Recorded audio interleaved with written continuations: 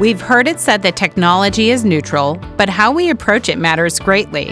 Niki Santo will help us uncover how we should embrace technology as Christ followers today on Walking Worthy in the workplace and in life. I'm Lauren Stibgen, and I am so excited for this conversation today with my friend Niki Santo. Hi, Lauren. It's a pleasure to be here. I'm so glad to be getting together in this format with you today. Niki is the co-founder and CEO of Swaza Incorporated, which uses the latest technology to provide life-saving breath for those with acute oxygen loss.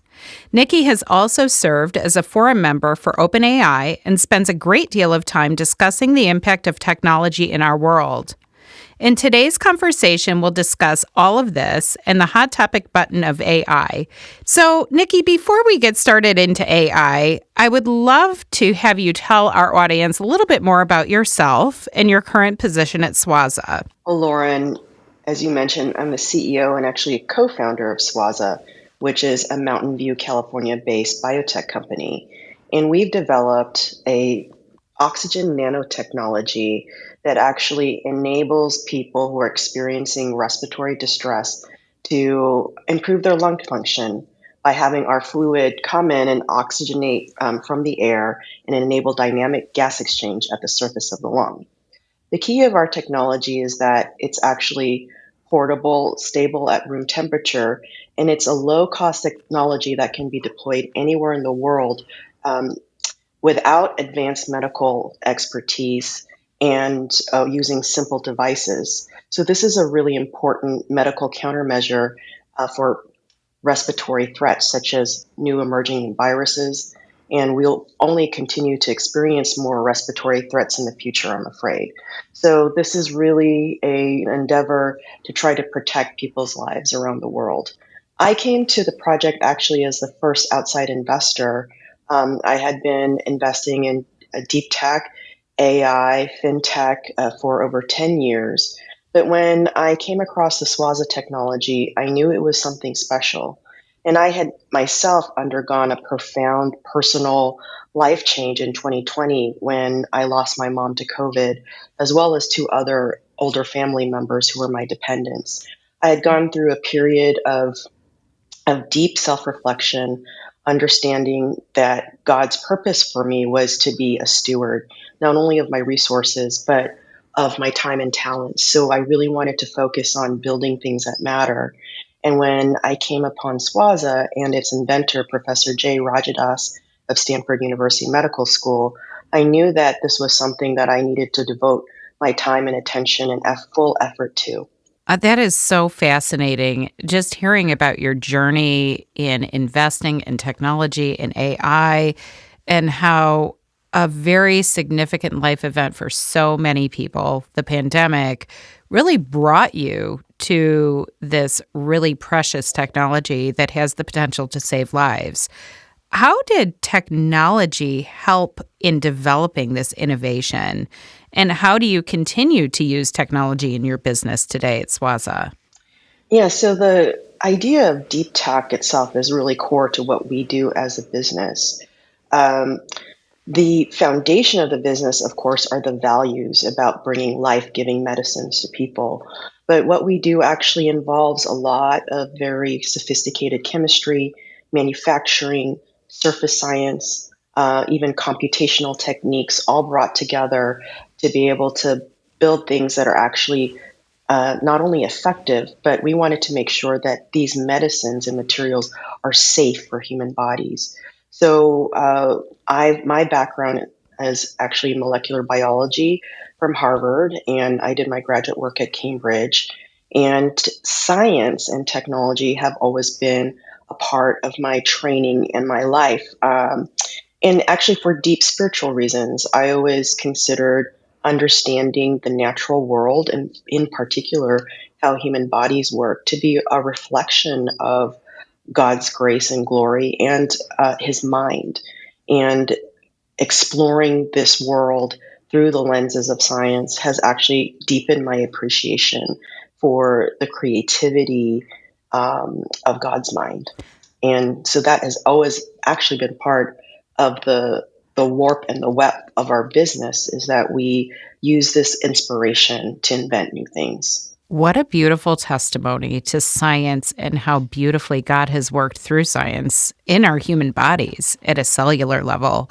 I always muse about that. People don't think about the way their bodies are so beautifully made very often. But what I always love is that all the way down to our mitochondrial level, our body is working like we have these little cleaner cells and we have cells that bring us oxygen into our lungs and all of these just really amazing things about our bodies that if you actually stop and awe and wonder and think about them, it's like, wow, God, you're so incredible. Now, I want to ask a question about your faith and about your journey with science and God. Have you always known the Lord? Did you come to know the Lord at a very young age, or is this something that came about as you studied science? That's a great question, Lauren. I actually didn't originally grow up in a Christian household.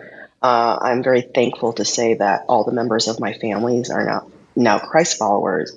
Wow. But my members of my family came to faith actually at different phases of their life. Myself actually came to faith at the age of 12, and really after kind of studying deep questions about the origins of the world and what it meant to be human. And I had very, very good Sunday school teachers who really mentored me and helped me ask these questions, and that really led to my journey of faith. And it only deepened actually when I was at university studying the sciences, that I actually matured in faith to a much deeper understanding. So science has actually been a part of that, and again, it's about the appreciation of the complexity and beauty of life, and really understanding that phrase that we are fearfully and wonderfully made. There are just so many layers to who we are. And I see that as a reflection of this wonderful sense of purpose and love, which goes throughout the created universe. Speaking of fearfully and wonderfully made, I know in some of our other conversations, Nikki, we talk about just how uniquely God gifts us differently. And He's gifted you with a heart for science and technology, which admittedly I don't have, and a lot of our audience probably doesn't have either. And so I would love for you, I'm going to segue a little bit into this notion of AI. For me, even though I've used AI in brevity, I would say I've used AI in brevity in my work. But can you just give the audience an overview, kind of the AI for dummies? What is the current technology in use? And then back to Swaza, how do you use AI technology specifically in your business? Right. I think it's important to understand that contextually, the idea of artificial intelligence has been around for many decades, over 60 years at this point, and some people say that the concept has been around longer. So when we talk about artificial intelligence, it's actually a blanket term that encompasses a number of mathematical, statistical, and computational techniques, which we all use every day, even if we're not aware of them. Anybody who's a user of social media, for example, knows that their data is being collected and analyzed statistically to be able to serve, for example, certain types of ads that might be appealing to you. Where we are with the technology today, and I think what everybody is really intrigued by, is the emergence of these large language models, such as ChatGPT from OpenAI, which really opens up a new layer of capability with these techniques, in that these models can actually analyze and parse language in a much more sophisticated way to be able to generate text and concepts using data from the internet. There is a lot of conversation about how we're applying ChatGPT in business. If you were to give our audience some advice about how to engage with this technology, or how you feel that technology could benefit business or their job, what would that be? What would that look like? Well, I like to give this analogy, Lauren, that many of us really don't do any calculations nowadays without a calculator. So if you think about what the calculator was able to do for everyday mathematics that we didn't actually need to know how to, multiply large numbers, for example, after we had the calculator. Similarly, tools like ChatGPT offer up a different set of capabilities that are related to overall reading and writing. So, reading and writing of text and languages. So, that is one helpful analogy as people think about these tools.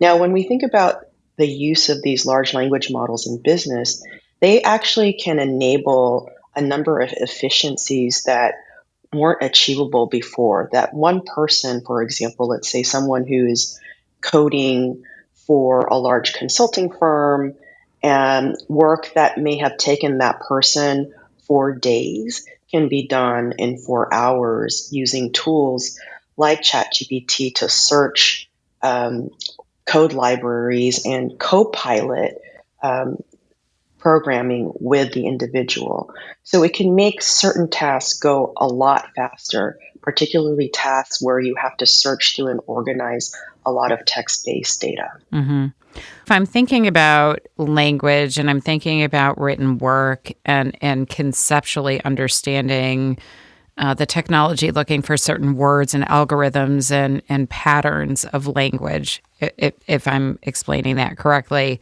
what are some of the watch outs as we're thinking about taking a 4-day job into a 4-hour job? Do you think there are detriments to that? And I know people are afraid about job loss in a shrinking labor market. What would you say about that? Yes, there are two areas of caution. One, AI techniques are actually statistical techniques, meaning that these programs surface what it thinks statistically is the most likely next word or next phrase that should be put together in the answer that it gives you. We sometimes believe that the AI understands language or understands us. And we can get lulled into the idea that it's surfacing the right answer because the answer seems so plausible when it gives it to us. However, these are statistical answers, not necessarily authoritative answers. So that's why you have to be able to check and do your own research on the sources to ensure that the information that you're getting is correct. So that's one area of caution that should be noted. The other area of caution, really with respect to what we're going to see in the economy, is that there will be certain kinds of what we call knowledge tasks or white collar tasks, which will be reduced by efficiencies created by these models. And there will be many types of jobs which will be much easier and therefore will require fewer people to do them. We'll be seeing this across the economy. Let's just take, for another example, the idea of autonomous vehicles and driving. Hmm. The economy depends on hundreds and thousands of long haul truck drivers to bring goods across the country. Now, the more we automate these kinds of transport services, those well-paying jobs will actually go away. So this has been a concern for a long time that our rate of technological advancement is actually exceeding our ability to evolve our economy in a way that the middle class can sustain and have good paying jobs to be able to support the consumer economy. So that's a big concern. We've seen, we even know now, we talk about the magnificent seven tech stocks, that more and more capital and value is being concentrated in fewer and fewer large corporations. Um, AI will probably continue to accelerate that in a world where a winner takes all economy exists, where more and more value will accrue to the companies that can have superiority in technology. So that's why we see a race, for example, for the best GPU chips. We see a race between the largest companies to have the most powerful AI tools. It's precisely for this reason that it tends to concentrate both capital and influence in a smaller and smaller set of companies. As we think about what you're discussing, this need for an economic shift for the middle class, and we think about just financial insecurity that this could cause for both blue collar and white collar workers. I'm hearing trucking industry, I'm hearing, long haul trucking. I'm also hearing white collar work. Fewer white collar workers are needed in certain maybe analytical jobs that might have been used in healthcare and banking and finance. As Christians and as leaders in the space, what advice would you give to us as we think about these jobs? And how can we think differently about our economy and work for these individuals? Well, I think your question points to the heart of a really important concept is that we cannot rely on technology to tell us what kind of society we want to live in. Yeah. I think it's up to people of good faith and conscience to have serious and intentional conversations about what kinds of communities we want to have. What kind of human flourishing do we want to see in our country, in our cities, in our communities? Do we want people to be able to have access to good education and healthcare and services? And what do we need to do as communities, as people of faith and good conscience to make that happen?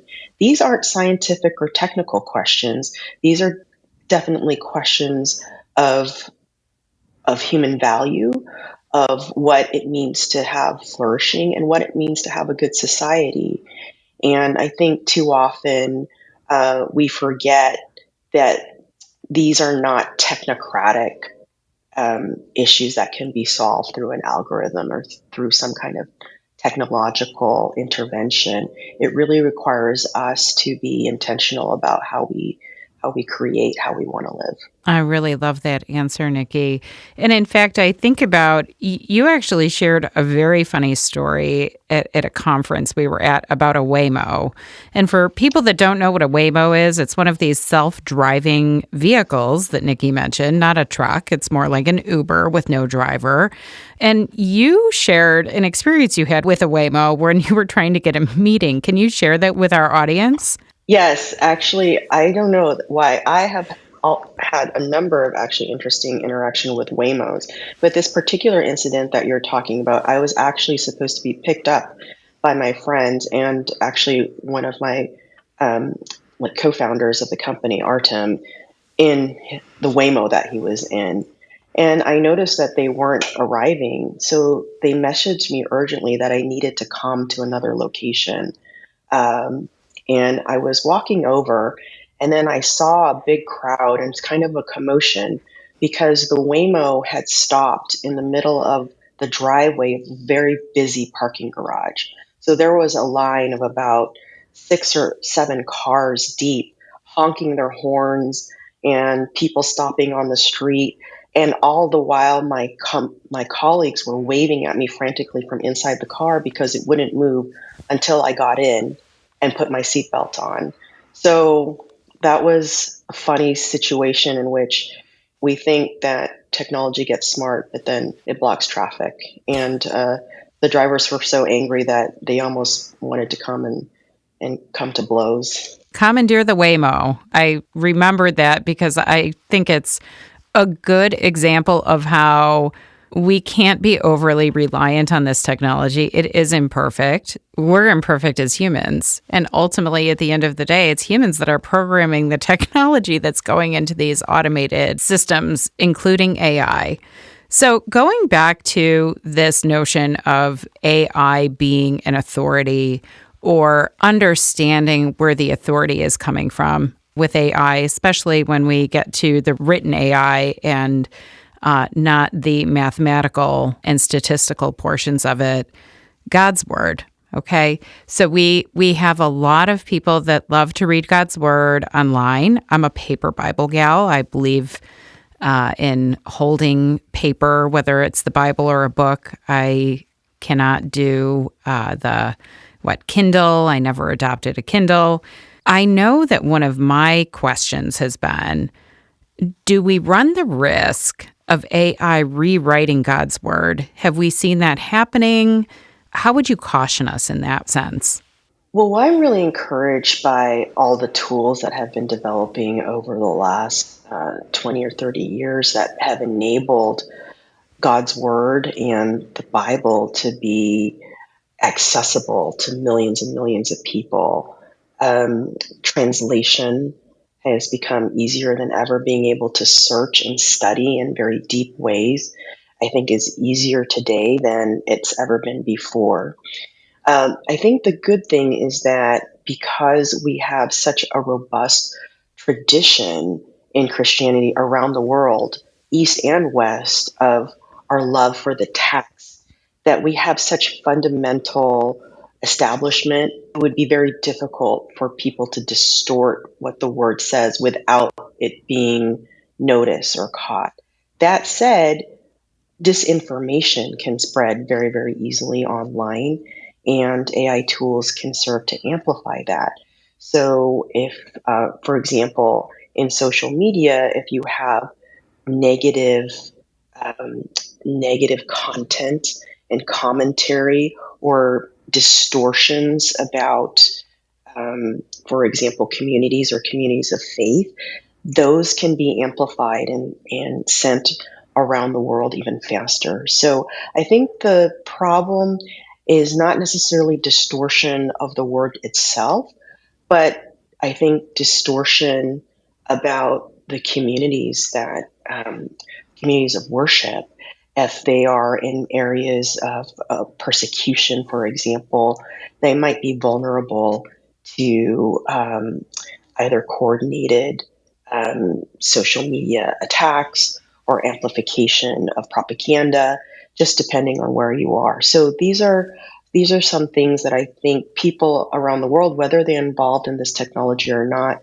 should educate themselves about to be more media savvy and have more competency in the idea of where authority is, where information is coming from.